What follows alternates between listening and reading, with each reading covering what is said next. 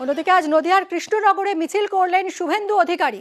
অমৃতা রায়, এখানে বিজেপি প্রার্থী রাজমাতা অমৃতা রায়ের সমর্থনে আজ মিছিল করেন শুভেন্দু অধিকারী। আমাদের সঙ্গে রয়েছেন আমাদের প্রতিনিধি সমীর রুদ্র। সমীর, আজ শুভেন্দু অধিকারী পথে নামলেন অমৃতা রায়ের হয়ে প্রচারে, ঠিক কোন কোন ইস্যুতে ফোকাস ছিল?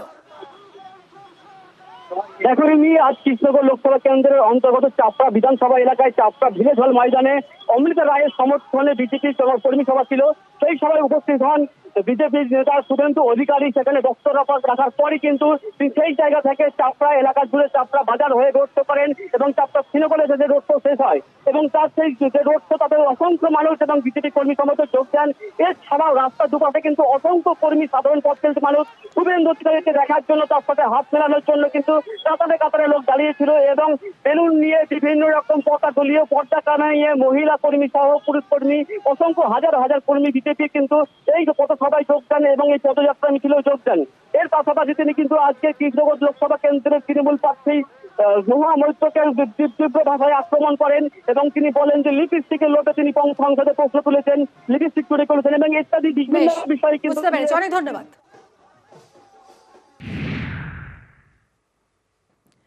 ক্যাম্পাসে তদন্তের রাজ্যপাল, বিশ্ববিদ্যালয়ে দুর্নীতির অভিযোগে তদন্তের নির্দেশ দিয়েছেন এবার রাজ্যপাল সিভি আনন্দ বোস। ক্যাম্পাসে অশান্তির অভিযোগে তদন্তের নির্দেশ দিয়েছেন তিনি। গতকালই সুপারিশ করেছিলেন শিক্ষামন্ত্রীকে অপসারণের, আর আজ তদন্তের নির্দেশ দিয়েছেন। অবসরপ্রাপ্ত বিচারপতির নজরদারিতে তদন্তের নির্দেশ। সোমরাজ আমাদের প্রতিনিধি রয়েছেন, কথা বলবো সোমরাজের সঙ্গে।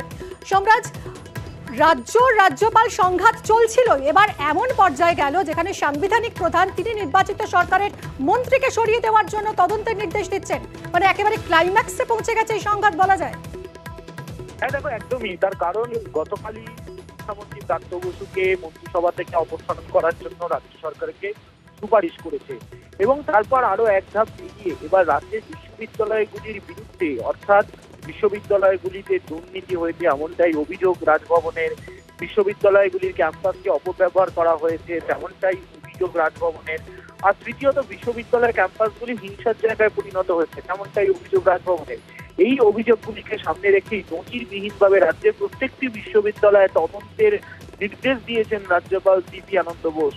একজন অবসরপ্রাপ্ত বিচারপতিকে দিয়েই তদন্ত হবে, তিনি সুপ্রিম কোর্ট বা হাইকোর্টের অবসরপ্রাপ্ত বিচারপতি হতে পারেন এবং রাজ্যপাল সিভি আনন্দ বোস যেটা জানাচ্ছেন, খুব শীঘ্রই এই তদন্ত প্রক্রিয়া শুরু হবে। রাজ্যের কোনো বিশ্ববিদ্যালয়ে রাজনৈতিক উদ্দেশ্য ব্যবহার করা যেতে পারে না, এমনটাই রাজ্যপাল সিভি আনন্দ বোস স্পষ্ট অবস্থান জানিয়েছেন। সেই জায়গা থেকেই রাজ্যপাল এই তদন্তের নির্দেশ দিয়েছেন বলেই মনে করা হচ্ছে এবং কখনই তদন্তের নির্দেশ দিলেন যখন রাজ্যের উচ্চশিক্ষা দপ্তরের তরফে রাজ্যপালকে নিয়ে একটি রিপোর্ট কার্ড তৈরি করেছে এবং সেই রিপোর্ট কার্ড একদমই সোমরাজ, এবং বাংলায় কোন রাজ্যপালের এহেন আচরণ একেবারে নজিরবিহীন কথা বলা যায়। অনেক ধন্যবাদ তোমায়। এদিকে রাজ্যপালের তদন্তের নির্দেশে কটাক্ষ করে এক্স স্যান্ডেলে পোস্ট করেছেন শিক্ষামন্ত্রী ব্রাত্য বসু। শিক্ষামন্ত্রীর পোস্ট আপনারা দেখতে পাচ্ছেন, এক্স স্যান্ডেলে পোস্ট করেছেন শিক্ষামন্ত্রী ব্রাত্য বসু। সোশ্যাল মাধ্যম দিয়ে সরকার চলে না, রাজ্যপালের নির্দেশনামা অবিলম্বে সরকারের এবং সংবাদ মাধ্যমের হাতে পৌঁছানো দরকার, পোস্ট করেছেন ব্রাত্য বসু। আরো লক্ষণীয় যে আচার্য এবং রাজ্যপাল নির্দেশটি দিয়েছেন। এখন প্রশ্ন একটাই, রাজ্যপালের যে এখতিয়ার আছে আচার্যর কি একই এখতিয়ার? এই প্রশ্ন তুলেছেন শিক্ষামন্ত্রী ব্রাত্য বসু এক্স স্যান্ডেলে।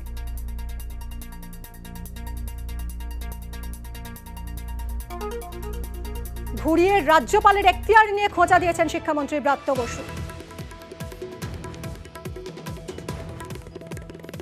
মাননীয় রাজ্যপালের সঙ্গে সম্পূর্ণ সহমত হচ্ছি যে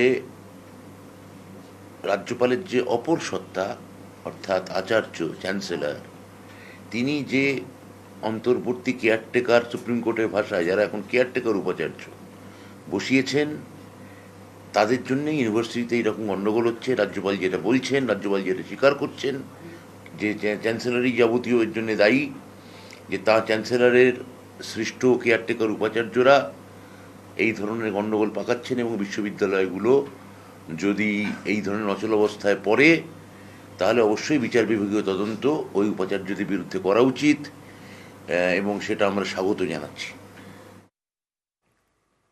ইতিমধ্যেই গতকাল ব্রাত্য বসুকে মন্ত্রিসভা থেকে সরানোর সুপারিশ করেছেন রাজ্যপাল। গৌড়বঙ্গ বিশ্ববিদ্যালয়ে রাজনৈতিক একটা অনুষ্ঠানে ছিলেন শিক্ষামন্ত্রী। বিধি ভঙ্গের অভিযোগে অপসারণের সুপারিশ করেন রাজ্যপাল। গতকালই শিক্ষামন্ত্রী ব্রাত্য বসুকে অপসারণের সুপারিশ করেন রাজ্যপাল সিভি আনন্দ বোস এবং গতকালই বোসকে পক্ষপাত দুষ্ট বলে এক স্যান্ডেলে আক্রমণ করেন ব্রাত্য বসু।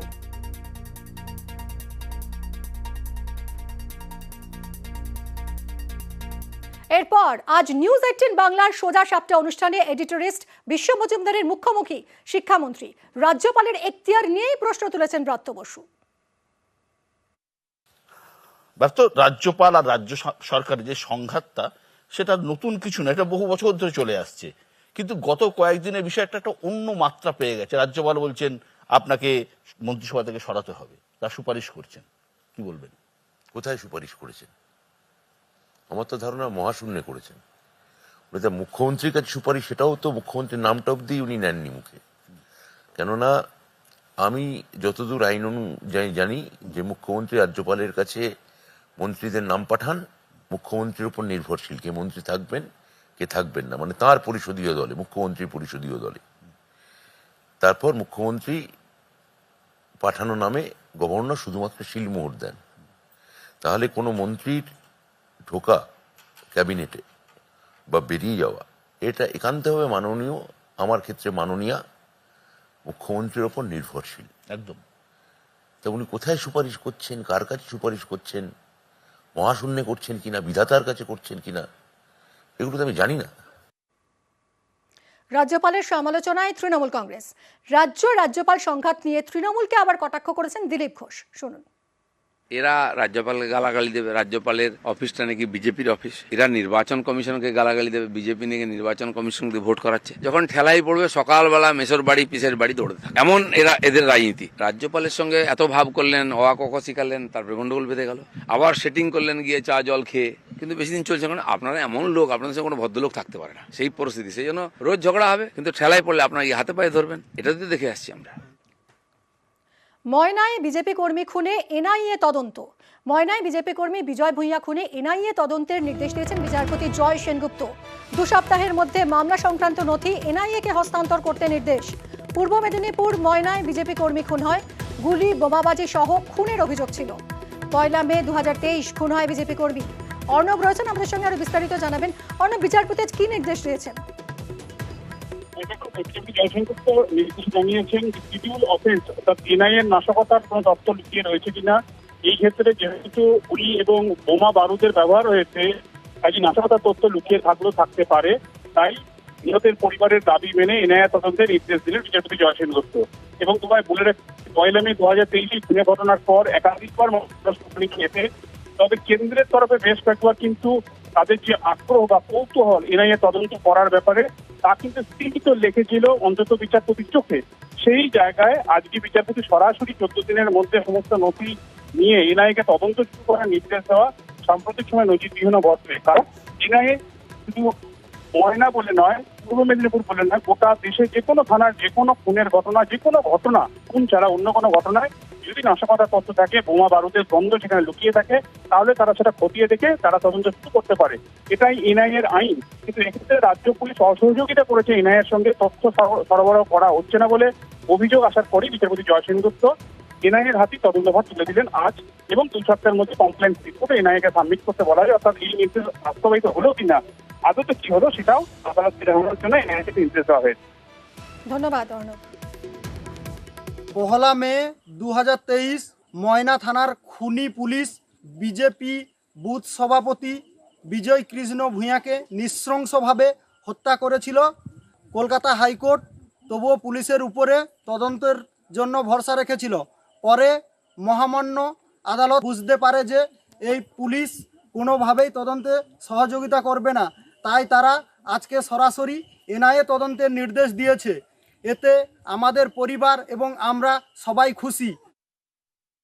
খুব আশা ছিল যে খুনিরা শাস্তি পাবে আর এনআইএ তদন্ত দিবে, তবে আজকে এনআইএ তদন্ত শুনে আমরা আমাদের পরিবার সবাই খুশি হয়েছি।